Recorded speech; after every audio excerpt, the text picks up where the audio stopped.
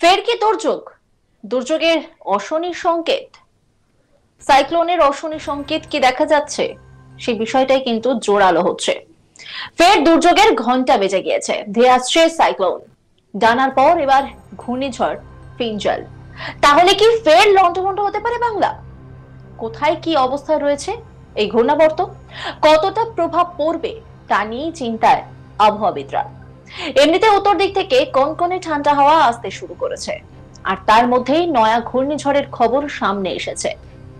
আবহাওয়া দপ্তরের সতর্ক বার্তা অনুসারে দক্ষিণ আন্দামান সাগর এবং তার সংলগ্ন এলাকায় একটি ঘূর্ণাবর্ত তৈরি হচ্ছে, যা 21শে নভেম্বর অর্থাৎ বৃহস্পতিবারের মধ্যে একটি ঘূর্ণাবর্ত পরিণত হবে। পরে এই ঘূর্ণাবর্তটি পশ্চিম এবং উত্তর পশ্চিম দিকে এগিয়ে যাবে। এরপরে তা 23শে নভেম্বরের মধ্যে দক্ষিণ পশ্চিম বঙ্গোপসাগরে নিম্নচাপে পরিণত হবে বলে জানা যাচ্ছে। তবে বাংলার দিকে এর প্রভাব পড়বে কিনা সেই বিষয়ে এখনো পর্যন্ত কিছুই জানা যায়নি। জানা যাচ্ছে দক্ষিণ পশ্চিম বঙ্গোপসাগর, শ্রীলঙ্কা এবং ভারতের মধ্যবর্তী যে অংশ, সেখানেই জমা হচ্ছে জলীয় বাষ্প।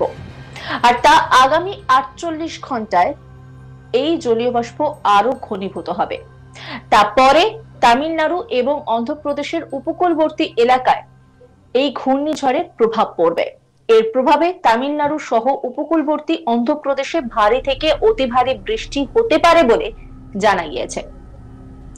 আবহাওয়া দপ্তরের তরফে এই বিষয়ে সতর্ক থাকতে বলা হয়েছে। প্রাথমিকভাবে দক্ষিণ ভারতের উপকূলীয় রাজ্যগুলিতে সতর্কতা জারি করা হয়েছে। বিশেষ করে এই অঞ্চলের বাসিন্দাদের এবং স্থানীয় প্রশাসনকে জরুরি প্রস্তুতি নিতে বলা হয়েছে।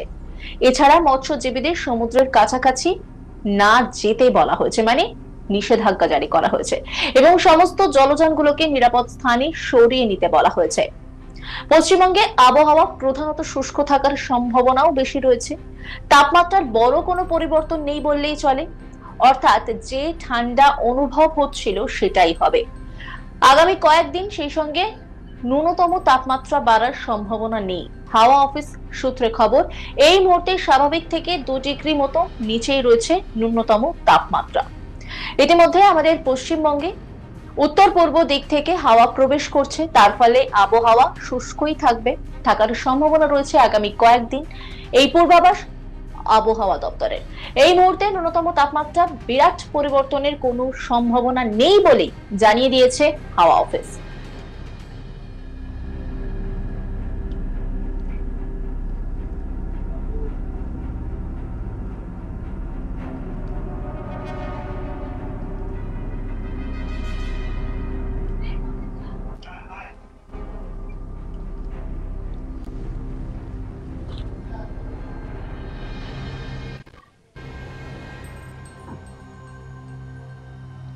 ফের দুর্যোগের ঘন্টা বেজে গিয়েছে, ধেয়ে আসছে সাইক্লোন। ডানার পর এবার ঘূর্ণিঝড় ফেঞ্জাল।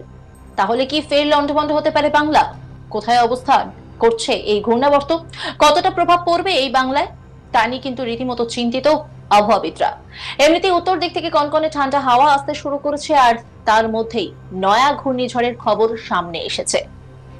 আবহাওয়া দপ্তরের সতর্কবার্তা অনুসারে দক্ষিণ আন্দামান সাগর এবং তার সংলগ্ন এলাকায় একটি ঘূর্ণাবর্ত তৈরি হচ্ছে, যা 21শে নভেম্বর অর্থাৎ বৃহস্পতিবারের মধ্যে এই ঘূর্ণাবর্তটি তার রূপ পাবে।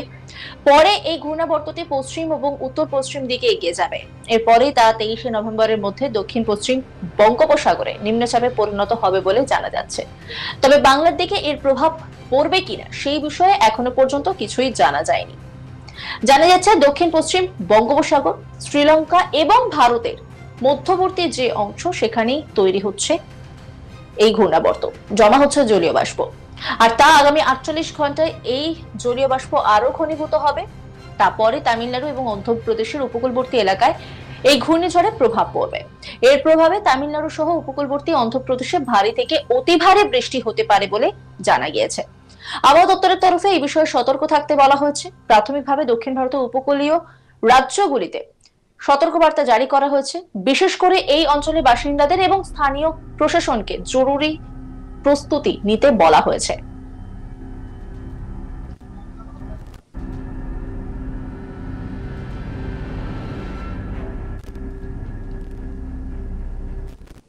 নজর রাখুন আজ তাক বাংলার ইউটিউব স্ট্রিমিং এ।